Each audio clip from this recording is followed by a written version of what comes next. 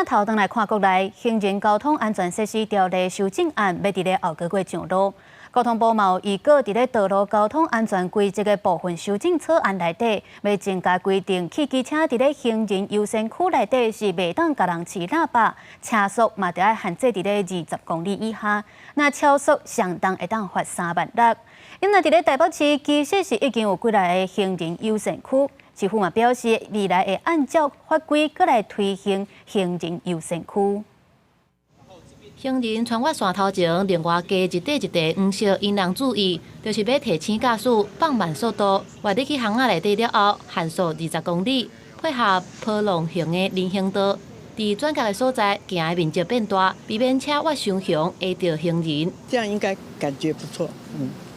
因为它很宽。然后又是新的嘛，颜色很鲜，这样子很鲜艳，这样子很明显啦。那造型很特别，可能会特别让我留意一下。因为现在有路权的关系，我会特别看到那个字，会特别的谨慎这样子。这是台北市交通局当日试办的行人优先区，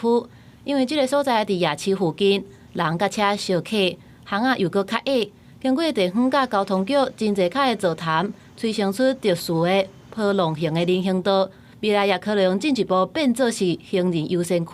把路型从原来的直的，它改成所谓歪歪曲曲。它最大目的是能够降低车速，让车速在当它可能要转弯的时候，因为它的这个幅度会大，所以它的车速会自然会降低。交通部配合10月份要上路的行人交通安全设施条例，以个道路交通安全的规则部分修正草案，将让汽车甲慢车驶伫行人优先区。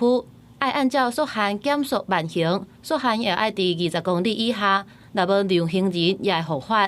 在这个地方，政府设置这个行人优先区的标示的范围之内，行人就是有优先的通行路权。那汽车行经这样子的地方的时候呢，就是不能够